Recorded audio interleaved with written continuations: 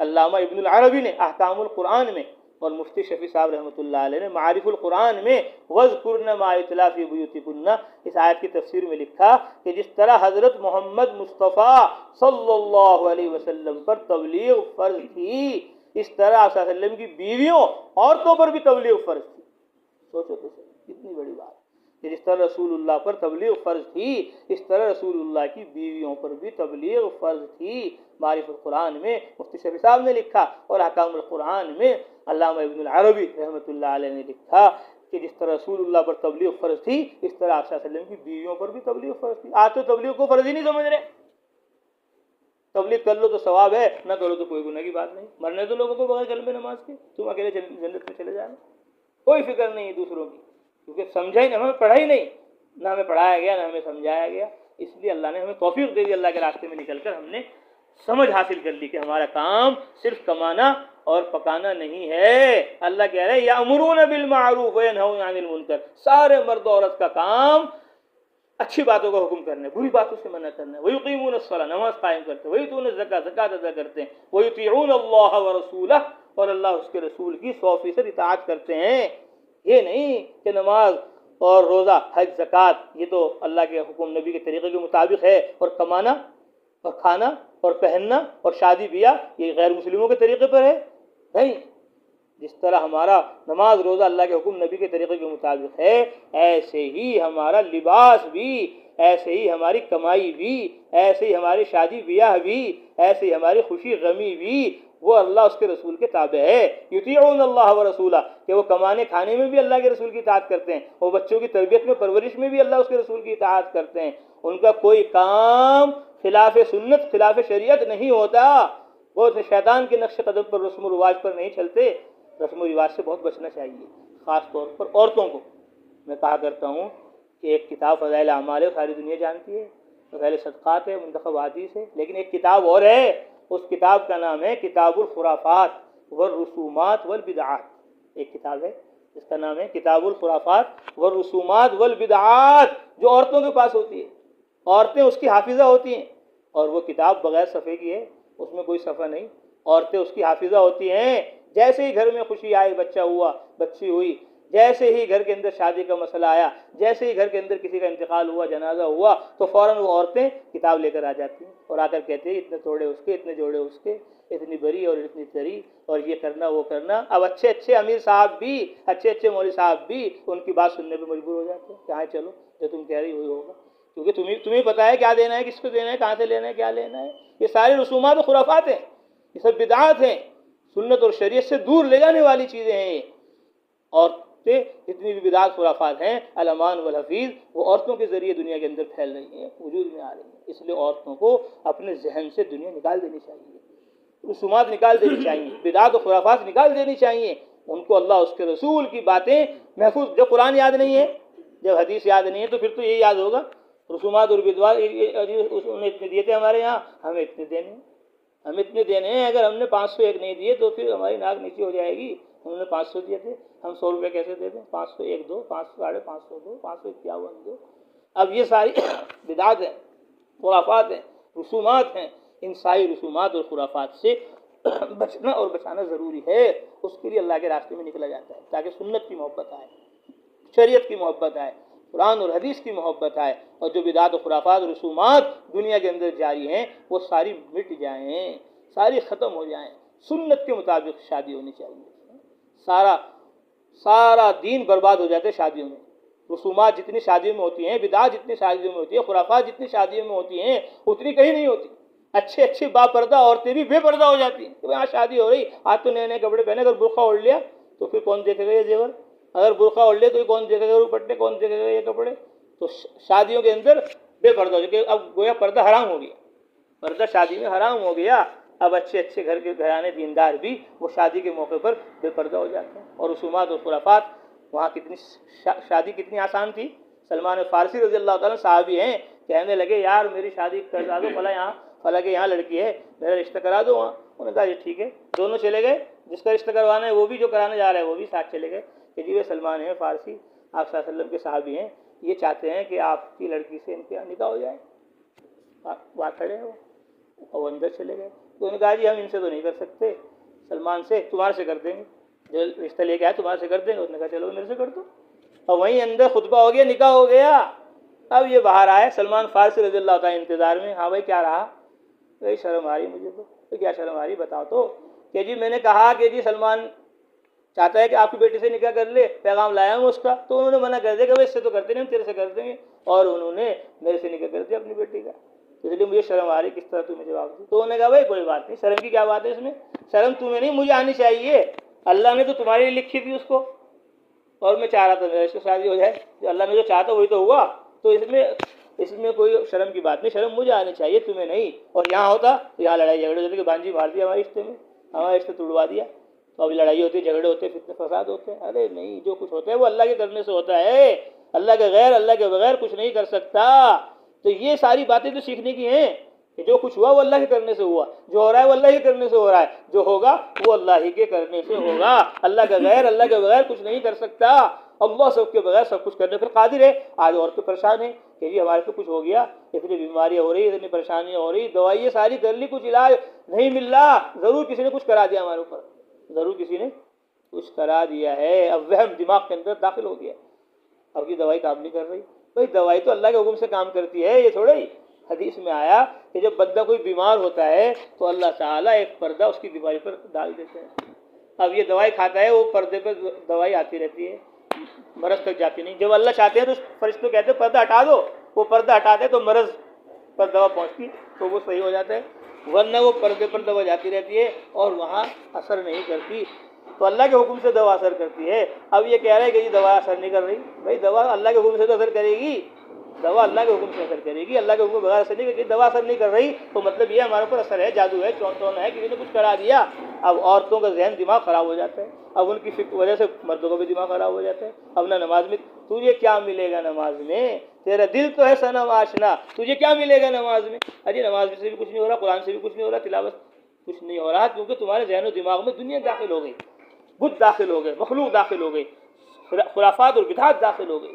تو اس لیے ان ساری بدعات اور خرافات سے نکلنے کا نام تبلیغ ہے، دعوت ہے، راہ خدا کی نقل و حرکت، چلت پھرت ہے۔ اللہ تعالیٰ آپ حضرات کے سفر کو بے حد قبول فرمائے۔ اب سب نیت کر لو کہ انشاءاللہ ہر تیسرے مہینے 3 دن لگانے ہیں، پھر اشرا چلہ لگانا ہے، پھر دوما بیرون کا سفر کرنا ہے، اور پھر گھر میں روزانہ قرآن کا حلقہ، فضائل کی تعلیم اور چھ صفات کا مذاکرہ، اور اسی طرح تشکیل، اور پھر روزانہ مشورہ۔ اللہ تعالی ہم سب کو علم و عمل میں لگنے کی اور ساری دنیا میں جماعتیں بنا بنا کر جاتے رہنے کی توفیق نصیب فرمائے۔ جو کچھ ہوا وہ اللہ کے فضل و کرم سے ہوا، اس پر اللہ کا شکر ادا کرو کہ اللہ نے ہمیں 3 دن اپنے گھر میں رکھا، اپنے دین کی دعوت و تبلیغ کے لیے قبول فرمایا۔ اے اللہ جو کچھ کیا، اے اللہ جو کچھ ہوا تیرے فضل سے ہوا، اس کو تو قبول فرما لے، اور جو غلطی کوتاہی ہوئی، دین نہ سیکھ سکے، دعوت نہ سیکھ سکے، محلے والوں پر مستورات پر محنت نہ کر سکے، اے اللہ ہمارے جرم عظیم کو معاف فرما۔ اے اللہ جس گھر میں ہمارے جماعت کا قیام ہوا اس گھر کی ساری عورتوں کو دیندار بنا، سارے بچوں کو دیندار بنا، سارے مردوں کو دیندار بنا۔ مولا جس طرح ہم تیرے راستے میں نکل کر آ گئے، اس طرح اس گھر والوں کو بھی، اس محلے والوں کو بھی اپنے راستے کے لیے قبول فرما۔ جو ہوا اس پر شکر، اور جو نہیں ہوا اس کے لیے استغفار۔ اس شکر اور استغفار سے اللہ آگے کی منزلیں آسان کر دیتے ہیں۔ اللہ فرماتے لئن شکرتم لازیدنکم، اگر تم شکر ادا کرو گے تو ہم تمہاری نعمتوں میں زیادتی اضافہ کر دیں گے۔ اللہ تیرا فضل ہے، تو نے ہم سے 3 دن لگوا دیے، اللہ تیرا کرم ہے، تو نے 3 دن لگوا دیے۔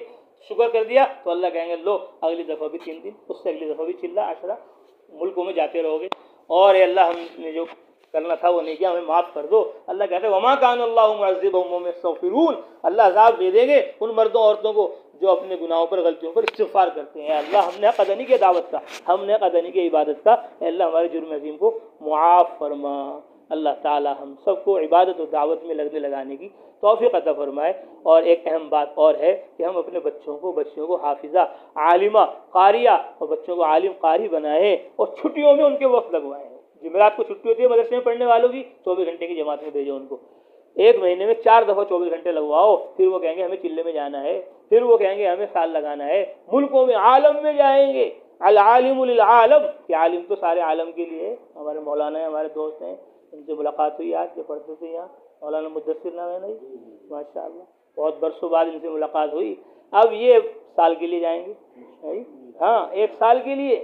ابھی ہم کل پرسوں بغیر مشورہ کر رہے تھے، ہم نے کہا ہمیں جانا ہے اللہ کے راستے میں، بیرون میں یا تو 2 مہینے کے لیے چلو، ہم نے اپنی اہلیہ سے کہا، یا 5 مہینے کے لیے میں جاؤں، یا پھر میں سال کے لیے جاؤں. تو انہوں نے کہا 5 مہینے کے لیے چلے جاؤ. میں نے کہا اگر 5 مہینے کے لیے چلا گیا پھر سال تو پھر بھی لگانا ہے، تیسرا سال. کہ اچھا. میں نے کہا کہ پھر ایسا کرو تیسرا سال ہی لگا دو، جب بعد میں بھی لگانا ہی ہے تمہیں سال، تو 5 مہینے کے بعد سال لگا دو. تو گھر سے مشورہ کیا، کام آسان ہو گیا. تو تیسرا سال ہماری جماعت جائے گی. ابھی ہماری جماعت مکہ گئی، مدینہ گئی، اردن گئی، لبنان گئی، 8 ملکوں میں جماعت گئی. اب انشاءاللہ تیسرے سال کے لیے ہماری جماعت امریکہ جائے گی، انگلینڈ جائے گی، برطانیہ پیرس جائے گی. تو اسی طرح ہمارے بچے جب پڑھیں گے مدرسوں میں تو پھر ان کے سال لگیں گے. عالم کی جہالت ختم ہوگی، غفلت ختم ہوگی، بددینی بے دینی ختم ہو جائے گی دنیا کے اندر سے. تو بچوں کو اپنے مدرسوں میں پڑھاؤ. چھٹی ہو جائے جمعرات کی 24 گھنٹے میں بھیجو، رمضان کی چھٹی ہو جائے چلے میں بھیجو، فارغ ہو جائے سال لگانے کے لیے بھیجو، دوسرا تیسرے سال لگانے کے لیے ملکوں میں عالم میں بھیجو. ساری دنیا کے جہالت غفلت ختم ہو. اور جو بچے بچیاں اسکول میں پڑھ رہے، کالج میں پڑھ رہے، ان کی چھٹی ہوتی ہے اتوار کو، ان کو جماعت میں بھیجو. بار کو کہ وہ جماعت میں جائیں 24 گھنٹے کی، اتوار کا پورا وقت لگائیں، پھر کی صبح کو واپس آ جائیں. 24 گھنٹے جب 4 دفعہ ان کے لگیں گے ہر مہینے تو پھر وہ ڈاکٹر بن جائیں گے، وکیل بن جائیں گے، انجینئر پروفیسر بن جائیں گے. پھر 4 مہینے میں ان کو بھیجو. ہر سال چلہ لگواؤ ان کا گرمیوں کی چھٹیوں میں، بڑی چھٹیوں میں، اور ہر مہینے 24 گھنٹے لگواؤ 4. اور اسی طرح ہر چھٹی میں ان کے سہ روزہ لگیں. تو فائنل کے بعد 4 مہینے لگیں گے. پھر اللہ تعالیٰ ان سے ملکوں میں کام لے گا. عربی انگلش جاننے والوں سے اللہ دنیا میں کام لیتے ہیں. وہ جماعت مضبوط ہے جس میں عربی جاننے والے ہیں اور انگلش جاننے والے ہیں. دنیا کے کسی ملک میں بھی چلے جاؤ تقاضے پورے ہو جائیں گے. تو بچوں کو مدرسوں میں بھیجو. اسکول میں کالج میں پڑھ رہے ہیں ان کے 24 گھنٹے لگواؤ تاکہ وہ بچیاں ہیں پردے سے رہیں. بچے ہیں چہرہ لباس ان کا سنت کے مطابق ہونا چاہیے. اس کے لیے اللہ تعالیٰ نے یہ مبارک محنت دی کہ مردوں کا بھی وقت لگ رہا ہے ماشاءاللہ، عورتوں کا بھی لگ رہا ہے، بچوں کو بھی لگ رہا ہے، سب کا وقت لگ رہا ہے دین کے لیے، دعوت کے لیے. ایک سنہری موقع اللہ نے ہمیں دیا ہے. میں نے کل بھی پرسوں بھی اور کئی دن سے میں یہ بات عرض کر رہا ہوں. حضرت مولانا الیاس صاحب رحمۃ اللہ علیہ نے تبلیغ کا دعوت کا جو کام شروع کیا 1926 میں کیا. اب چل رہا ہے 2026، 100 برس ہو گئے. میں نے عرض کیا کہ جب یہ کام مولانا الیاس صاحب نے شروع کیا اس وقت میں بڑے بڑے علماء موجود تھے.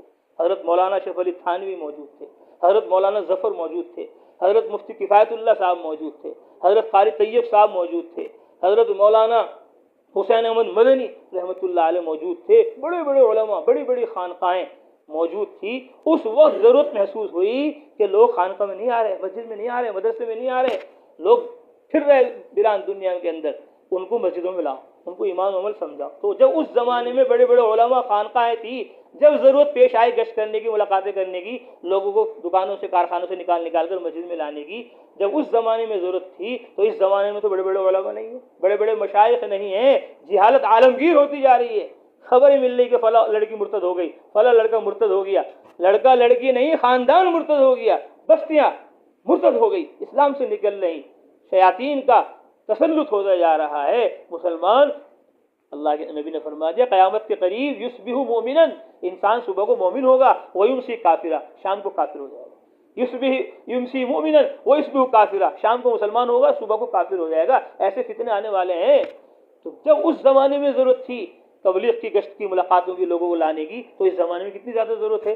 تو اس زمانے میں ضرورت کم نہیں ہوئی اور زیادہ ہو گئی کہ مرد بھی آگے بڑھیں، عورتیں بھی آگے بڑھیں، بچے بھی آگے بڑھیں دین کے کاموں میں، دعوت کے کاموں میں. شیطان تو محنت کر رہا ہے. ابھی ہم نے بچوں کو پڑھایا مدرسے میں، ہمارا کلام پاک کا ترجمہ چل رہا ہے تو ہم نے بچوں کو پڑھایا. قرآن میں اللہ فرما رہے شیطان نے یوں کہا لاقعدن لہم صراطک المستقیم، اے اللہ میں مسلمانوں کے، ایمان والوں کے، انسانوں کے سیدھے راستے میں بیٹھ جاؤں گا. لاتینہم من بین ایدیہم، آگے سے بھی آؤں گا، ومن خلفہم، پیچھے سے بھی آؤں گا، وعن ایمانہم، دائیں سے بھی آؤں گا، وعن شمائلہم، بائیں سے بھی آؤں گا، ولا تجد اکثرہم شاکرین، اکثر لوگوں کو آپ شکر کرنے والا نہیں پائیں گے. کفر و شرک میں لگا دوں گا میں سب کو. تو شیطان نے کہہ رہا ہے میں آگے سے بھی، پیچھے سے بھی، دائیں سے بھی، بائیں سے بھی، ہر حال میں لوگوں کو گمراہ کروں گا.